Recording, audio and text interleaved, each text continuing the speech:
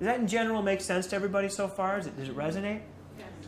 I just described the segue from emotional reality to intuitive guidance. You have to resolve emotional reaction to be open to intuitive guidance. Because very, very seldom, if ever, is what your emotion's telling you to do congruent with what your intuition is telling you is true. Because the intuition is saying, it's all good. Emotions are saying, it is not. So you have to go through letting go of the one to let go of the other. So here's a situation that happens. A lot of you do physical detoxification. If you haven't, it's a great thing to do. 21-day purification process, just doing a juice fast or a water fast, even for a day. I've had some people that have called a week into the 21-day purification process and said, I don't know if my husband can continue doing the process. Excuse me. I say, why? She says, because he's a raging maniac. He is so angry. Well, it's because he's getting rid of all his old liver stuff. Not all his old liver stuff. All his old liver stuff. Lifetimes where he was addicted, or lifetimes where he was a rageaholic, or in this past life when he was those things. He's letting it go. He's letting it go. And of course, my answer is no. You have to continue to let him go through this. You need to be, firm with him and say, you know what? This isn't about me. This isn't about what's going on with us. This is a lot of stuff coming out of you. Help them be aware of what they're going through, but you have to let them go through it. You have to be centered enough to say, listen, your amplitude of reaction does not match the situation right now. This is not about me. As soon as you can identify that when you're working with somebody, this is not about me, you can then let go of your emotional deflective systems and go, okay, this really isn't about me. Because the first thing we want to do when someone's emotional about us is we want to go, well, what did I do? It's a very primitive program. Mom or dad gets angry at us. Well, what did I do? What did I do? So then we're having an emotion because they're having an emotion. So what this practice does is it gives you the clarity that you let go of those triggers so that when someone's like, man, I can't believe that, you can go, believe what? Well, I can't believe you said that. Well, what did I say? Well, that's not what I meant. You're completely misinterpreting that. Oh. You can stand in that space. And you better learn how to be centered around a lot of emotional people because the world's full of them. You know? This room's full of them on some level. I can't remember completely, but it's worth a few minutes of review. Remember, the emotional reactions you have a physical response. They create addictive reactions. They create food cravings. They create physical cravings. Again, I speak only from my own experience, and the experience I gather from others who have been practicing. You don't crave as much when you're not as emotional. You don't need as much when you're not living emotionally. You don't require as much when you're not as emotional. Your life just starts to simplify. Simplify. Why? Because your reaction to life is simplified. You don't have to have 20,000 reactions to a situation anymore. Your reaction is, it'll be fine. It'll be okay. It'll work out. It's good. That doesn't trigger anything. It doesn't trigger, I need caffeine, or I need sugar, or I need to go to the bathroom, or it brings about a state of well-being. Do you see that? That your experience within life defines your wellness within that experience. And that's why I felt so honored to, be called to just start teaching people how to live, to practice living, not in some spiritual context, just practice living life. Because the way you're living it is causing sickness. So what is it like to live intuitively? It's great. And I know things that I would have no idea of knowing. Because when you're at peace and you're living intuitively and you're not your emotions aren't controlling you. You can be aware of things that you'd have no way of knowing that are completely unknown to you, and that starts to feel natural. In other words, being aware of what is unknown to you and being made aware of it, it's a natural experience, all right? It's called enlightenment. Enlightenment. You can learn enlightenment by going through experiences and suffering and then moving away from something. That's kind of like a learned enlightenment. I don't like to do that. That hurt. I'll do this. Oh, I did it again. I'll do this. I'm going to stop doing that. That's a kind of an emotional way to achieve a level of enlightenment. But when you live intuitively, all of a sudden you just start becoming aware of things. And that's just enlightenment. That's just a gift. What does it entail? Well, it entails being ready for your whole world to constantly shift and change all the time. Because what you thought was a tree is now an airplane. And you would have sworn it was a tree, but now it's an airplane. That's really an airplane. And what you thought was this is now this. And what you saw this way, you now see this way, and it completely makes sense. So, when you let go of your emotions, you're willing to be completely realigned. Because you have no vested interest in being right.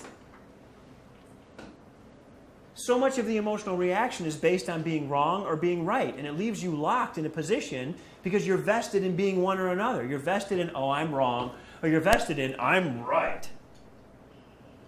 When you're neither. Intuition says it's in the highest good for me to face this direction in this moment. Why? I just know it is. And now in this situation, it's in the highest good for me to stand this way. Why? I just know it is.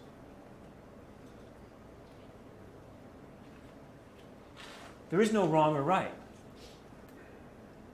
It's how am I supposed to be orientated to the situation to have life give me the experience that's meant to bring up the emotions, validate or heal something within me.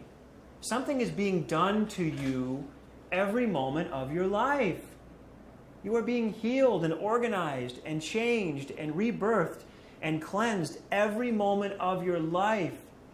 The physical body shows us it's happening. You are taking on, remember, everything that's happening on the physical is happening on a bunch of levels way above it. We are taking in air and nutrients through breathing and chewing every day. Are we not? Yes.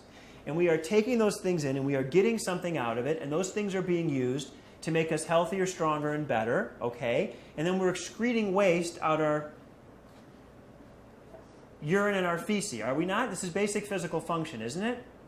If that's happening as a result of life on a physical level, is it a stretch to believe what I'm telling you on an emotional level? That life is bringing us nurturing situations that are good food, it's bringing about a reaction, we're going through a healing, and we're excreting something that we need to let go of. But none of you want to get to the excretion part when it comes to emotions. You want to hold right there. And that's why I just lovingly just see so many of you as full of you know what.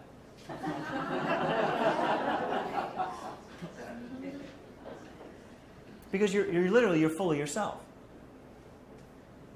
You don't want to let go of your idea of things, because that would mean you're either right or wrong. We're all fools. All of us are going to be made complete fools of by life. And when you're really practicing like I ask you to, you're going to feel like a fool every minute. And it's awesome, because nothing is better than being completely wrong about something that was making you completely sick, that you believed you were completely right about. So what do I experience as a fool a lot? Relief. Oh, I can let that go. My God, I thought that was a light. It's not. It's an umbrella. I'm so glad. Because believing it was a light was just stressing me out, because then I had to think about how am I going to replace the light? When's the bulb going to burn out? Why is it so dull? Kind of bright. I was having all these experiences with that light because it was a light. But now that it's an umbrella, I don't have to do anything.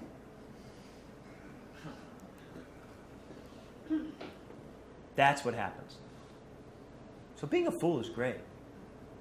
Being a fool is great because you're always open to be completely changed and be malleable, and that's the beauty of being egoless. You just don't care. You just want to learn. You want to grow. You want to be enlightened. You don't want to be right. You want to be at peace. You want to be healed. You don't need to understand. You just want to be healed. And that's where you can really experience the exponential expansion of consciousness and enlightenment. Simply because you can admit that you're a fool. And when you can admit you're a fool, then you're very easy to be enlightened. When you really believe you understand it, then you're a very hard nut to crack. Because the minute you believe you understand it is the minute you're going to be shown how little you understand. It always happens that way. I find that it's very good to be a jolly fool who admits he knows very little and doesn't know a lot. And that way I'm just kind of throwing myself on the mercy of life's court right off the bat and saying, I will accept all the experiences as necessary and appropriate, and I will practice being at peace with all of them because I don't know any better. So I'm going to make the most appropriate assumption based on the fact that this field is giving me the opportunity to be alive.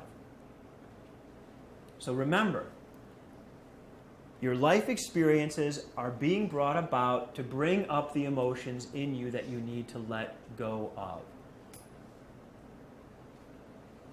So when your life experience is no longer bringing up a lot of emotions that you need to let go of, then it's a good sign you're living intuitively. When it's bringing up a lot of emotions, it means that that's a part of your life. Maybe you are living intuitively, but it's bringing up a part of your life that you need to practice letting go of more emotions and feelings around. And just let the experience bring them up. Don't work on this. Do not work on this.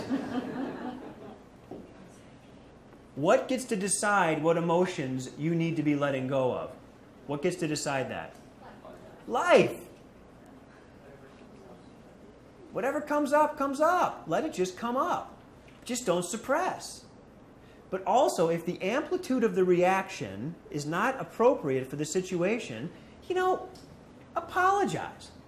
We're all going to freak out and have incredible emotional reactions around those that we love the most. And I found it's just so much easier when it happens to go, you know what, that had nothing to do with you. I'm just letting go of an emotion. And as soon as you do that, the other person's like, oh, okay.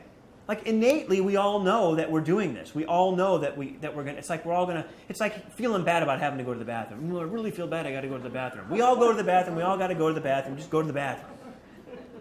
We feel like we're inconvenienced and we're going to hurt their feelings when we tell them, I really can't listen any longer. Go to the bathroom. You just go to the bathroom. Everyone knows how it is. So when you have an emotion and you freak out, just go, wow, I just totally freaked out and it had nothing to do with you, and that's okay. I'm sorry. And they're like, oh, okay, that's cool. Like everyone knows. Yeah, we all do it. And if we all give each other the freedom to do that, we can all release these emotions much easier and much quicker, because then when you have that emotional reaction with somebody and you go, you know what, that wasn't about you. I'm just freaking out. Something's just coming out of me right now. Life's healing something in me and I just needed to do it. Oh, okay. Do they need to carry that moment into their life going forward? Does it create a past life experience for them? Does it create anything they need to resolve going forward? No, because you've told them it has nothing to do with you. You were just in my field when I freaked out. They can go, closure.